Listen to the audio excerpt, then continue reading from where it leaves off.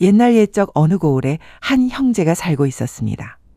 형은 땅속의 이치를 훤히 꿰뚫어 보는 용한 직관이어서 어디 가나 대접받고 쌀밥에 고깃국을 먹으며 잘 살았습니다. 반면에 게으르고 잔머리만 굴리던 동생은 끼니 때마다 물로 배를 채우는 찢어지게 가난한 신세였죠. 하루는 동생이 배를 골다가 도저히 안 되겠다 싶어 형을 찾아갔습니다. 형님, 좋은 말로 할 때 그 돈 잘 버는 풍수기술 좀 나한테도 가르쳐 주시오. 나도 좀 먹고 삽시다. 그러자 형은 곰방대를 툭툭 털며 고개를 가로저었습니다. 풍수라는 게 어디 아무나 배우는 줄 아느냐? 땅속에 흐르는 물길과 바람의 결, 그리고 하늘과 땅의 이치를 완벽하게 깨달아야 겨우 입에 풀칠하는 법이다. 너처럼 게으른 놈은 10년을 배워도 못한다. 동생이 하도 가르쳐달라고 떼를 쓰자 형은 귀찮다는 듯 마당 구석에 쌓인 볕단을 가리키며 대충 한마디를 툭 던졌습니다. 정 궁금하면 이것만 알아두거라. 저 아래에 볕단을 놓은 것은 봄, 여름, 가을, 겨울의 사시 기운을 담은 것이고 그 위에 새 볕단을 얹은 것은 천지인 삼재의 조화를 뜻한다. 또 그 위에 두 볕단을 놓은 것은 음양의 배합이요 맨 꼭대기에 한 볕단을 얹은 것은 우주의 근본인 천상태극이니라. 사실 형은 우주의 원리를 볕단에 빗대어 대충 얼버무린 것뿐이었습니다. 하지만 잔머리 하나는 비상했던 동생은 그 말을 듣자마자 무릎을 탁 쳤습니다. 오라 사시 삼재 음양 천상태극 별거 없구만. 이거면 나도 오늘부터 풍수지리사다. 다음 날 형이 이웃 마을로 출장을 가자마자 동생은 형의 방에 몰래 들어가 묵직한 패처를 훔쳐 허리에 찼습니다. 그리고 가슴을 쫙 편 채 동네방네 소리를 지르며 돌아다녔죠. 여기 천하 제일의 직관이 왔소. 기가 막힌 묘자리 잡을 사람들은 나를 찾으시오. 하지만 풍수의 풍자도 모르는 가짜 직관에게 묘자리를 맡길 사람은 아무도 없었습니다. 해가 뉘엿뉘엿 질 때까지 산속을 헤매던 동생은 배가 너무 고파 터덜터덜 주막으로 들어갔습니다. 동생은 허리에 찬 패처를 슬쩍 보여주며 주모에게 넋살을 부렸습니다. 내가 한양에서도 알아주는 직관인데 오늘 깜빡하고 돈을 안 가져왔소. 대신 일단 뜨끈한 국밥 한 그릇 주면 나중에 끝내주는 명당을 공짜로 잡아주겠소. 아이고 영감님, 여기서 외상 타령할 때가 아니요. 지금 이 동네에 수만석하는 부잣집에서 조상 묘자리를 새로 잡는다고 전국에 용하다는 직관 수십 명을 다 불러 모아 돈잔치를 벌이고 있수다. 진짜 용한 직관이면 얼른 그리로 가보쇼. 부잣집에서 풍수지리사들을 모아놓고 큰 돈을 쓴다는 말에 굶주리던 동생은 눈이 번쩍 뜨였습니다. 동생이 주모가 가르쳐준 길을 따라 부잣집 영감의 집 사랑방으로 가보니 과연 소문대로 장관이 펼쳐져 있었습니다. 번듯하고 화려한 도포를 차려입은 풍수지리사 수십여 명이 방 안을 빽빽하게 가득 채우고 있었죠. 그들은 저마다 자신이 천하제일의 고수인 양 목청을 높이며 땅의 기운에 대해 아는 척을 사정없이 해대고 있었습니다. 이 자손들이 대대로 번창하려면 저 북쪽 대나무숲 뒤에 묘를 써야 하오. 무슨 소리? 거기는 바람이 사나워 자손들이 큰 화를 입을 자리요. 동쪽 계곡이 진짜 명당이요. 어려운 전문 용어들이 난무하는 가운데 상주인 부자 영감은 누구 말을 믿어야 할지 몰라 머리를 쥐어짜고 있었습니다. 마침내 구석에 있던 동생의 차례가 되었습니다. 동생은 헛기침을 크게 한 번 하더니 사랑방이 떠나가라 호통을 쳤습니다. 이 가짜 풍수쟁이 놈들아! 당장 그 가벼운 입들을 닥치지 못할까? 사방이 썰렁해지자 동생은 당당하게 걸어나와 장엄하게 외쳤습니다. 너희들이 어찌 땅의 깊은 이치를 알겠느냐? 무릇 명당을 논하려면 우주의 진리를 보아야 하거늘. 잘 듣거라. 처음에 네 집단을 놓는 것은 추나추동 사시의 운행을 고르는 것이요. 그 다음 세 집단은 천지인 삼절의 기운을 다스리는 것이다. 그 위에 두 집단을 놓아 음양배합을 맞추고 마지막 맨 위에 집단 하나를 올리는 것이 바로 천상태극이니라. 이 깊은 도리를 모르는 자들이 어디서 감히 명당을 논하느냐? 동생이 외친 볕단 이야기는 사실 형에게 들은 뜬구름 잡는 소리였습니다. 하지만 사랑방에 모인 사람들은 이 단순하고도 거대한 우주의 원리가 무슨 엄청난 고대의 은유인 줄 착각해버렸습니다.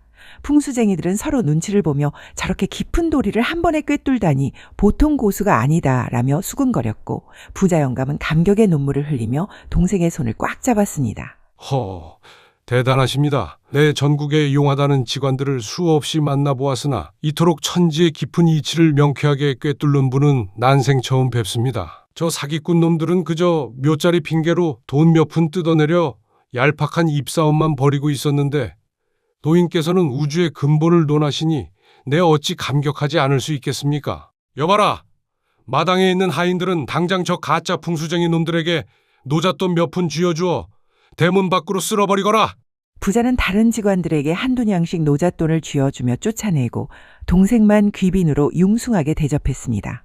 그날부터 동생은 부잣집에 머물며 매일 사내 진미를 대접받았습니다. 하지만 동생의 속은 까맣게 타들어갔습니다. 아는 게 없으니 묘자리를 잡을 방도가 없었고 그렇게 차일피일 미루다 보니 벌써 여러 달이 흘러버린 것이었습니다. 이러다간 사기죄로 관아에 끌려가 곤장을 맞아 죽겠다 싶었던 동생은 마침내 도망치기로 결심했습니다. 다음 날 아침 동생은 부자에게 말했습니다. 내 그동안 이 집안의 가풍을 가만히 살펴보고 밤마다 하늘의 별자리를 보며 기운을 점쳐왔소. 드디어 오늘 그동안 꽁꽁 숨겨져 있던 대명당의 빗장이 열리는 날이구려. 귀한 명당 자리일수록 사람이 조급하게 군다고 나타나는 법이 아니거늘 오늘이 바로 하늘과 땅의 정기가 완벽하게 맞물리는 길이리요. 자, 나를 따라서 구경이나 가십시다. 내 오늘 임자의 눈으로 직접 그 신통한 자리를 확인시켜 주겠소. 그러자 부자 영감은 진짜 명당을 잡아주는 줄 알고 싱글벙글하며 술과 음식을 잔뜩 싸들고 따라 나섰습니다. 영감은 동생의 도포자락을 붙잡을 듯이 바짝 뒤쫓으며 연신 싱글벙글 웃었습니다. 오호, 드디어 오늘입니까? 도인께서 움직이시는 걸 보니 오늘에야말로 우리 집안을 일으킬 천하 대명당을 보겠구만요. 네, 오늘 기가 막힌 술과 고기를 준비했으니 마음껏 살펴보시죠. 산에 오른 동생은 명당은커녕 오직 부자 영감 몰래 도망치기 좋은 우거진 길로만 열심히 걸었습니다. 하지만 부자 영감은 동생이 험한 풀숲을 헤맬 때마다 혼자 감탄하곤 했습니다. 과연 고수는 고수시라 남들이 보지 않는 험한 곳만 골라보시는구려. 그래, 저 바위 뒤에 무슨 신통한 기운이라도 있습니까? 영감의 순진한 눈빛을 볼 때마다 동생은 가슴이 철렁 내려앉았습니다. 어느덧 날이 어둑어둑해지자 동생은 침을 꼴깍 삼키고는 저기 대단한 기운이 보이오 외치고는 산 아래를 향해 죽기 살기로 뛰기 시작했습니다. 부자 영감은 깜짝 놀랐지만 이내 눈을 빛내며 생각했습니다. 도인께서 드디어 대명당을 발견하시고 몸을 던져 달려가시는구나. 부자와 하인들은 명당 자리를 놓칠세라 무서운 속도로 동생의 뒤를 쫓았습니다. 뒤를 돌아본 동생은 기겁했습니다. 나이든 영감이 생각보다 너무 잘 뛰었던 것입니다. 동생은 따라오지 마시오 라고 비명을 지르며 앞만 보고 달렸습니다. 그때였습니다. 급하게 달리던 동생이 그만 풀 속에 숨은 칡넝쿨을 잘못 밟아 앞으로 크게 미끄러졌습니다. 동생은 가파른 언덕을 흙먼지를 날리며 사정없이 구른 끝에 커다란 바위 및 풀밭에 해자로 자빠지고 말았습니다. 온몸이 멍들고 뼈가 부서질 듯 아픈데 뒤쫓아온 부자 영감이 헉헉거리며 동생을 부축했습니다. 이제는 도망갈 곳도 없고 변명할 거리도 없어진 동생은 반쯤 해탈한 심정으로 자신이 자빠진 바닥을 신경질적으로 탁탁 치며 소리쳤습니다. 바로 여기요. 내가 목숨을 걸고 뛰어내려 자빠진 이 자리가 바로 천하 대명당이요. 그런데 놀라운 일이 벌어졌습니다. 부자 영감이 숨을 고르고 그 자리를 조목조목 살펴보니 앞에는 맑은 시내가 굽이쳐 흐르고 뒤에는 장엄한 주산이 받쳐주며 좌우로 바람이 아늑하게 감싸안는 그야말로 풍수 교과서에 나올 법한 완벽한 대명당이었던 것입니다. 부자는 입을 쩍 벌리며 감탄했습니다. 과연 신의 경지이십니다. 누구도 뭐라 할 수 없는 천상태극의 자리로군요. 감격한 부자는 동생을 극진히 모시고 집으로 돌아와 말과 무려 200냥이라는 거금을 주었습니다. 그리고 묘를 쓸 좋은 날짜를 잡아달라고 청했죠. 동생은 묵직한 돈주머니를 챙기며 당당하게 말했습니다. 날짜를 잡는 극비의 기술은 우리 형님이 최고이니 내가 집에 가서 형님을 모셔오겠소. 그동안 동생이 철패를 들고 나가 매 맞아 죽지는 않았는지 걱정이 태산이었던 형은 몇 달 만에 동생이 말과 돈 200냥을 들고 나타나자 눈이 휘둥그레졌습니다. 동생이 그간의 자초지종을 털어놓자 형은 황당해서 기가 찼습니다. 세상에 도망치다 자빠진 자리가 명당이라니? 정녕 내가 미쳤구나. 내 눈으로 보기 전엔 절대 못 믿는다. 형은 당장 나침반을 들고 동생이 넘어졌던 산속으로 향했습니다. 그리고 그 자리에 서서 지형을 살펴보던 형은 손을 덜덜 떨며 비명을 질렀습니다. 이럴 수가. 평생 한번 볼까 말까 한 대명당이 진짜로 맞구나.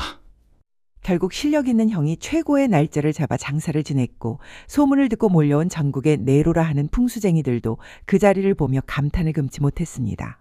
이 일로 가짜 풍수였던 동생은 엄청난 명성을 얻었고 형제는 부자의 전폭적인 지원을 받아 한순간에 벼락부자가 되었습니다. 이상 야담 설화였습니다. 감사합니다.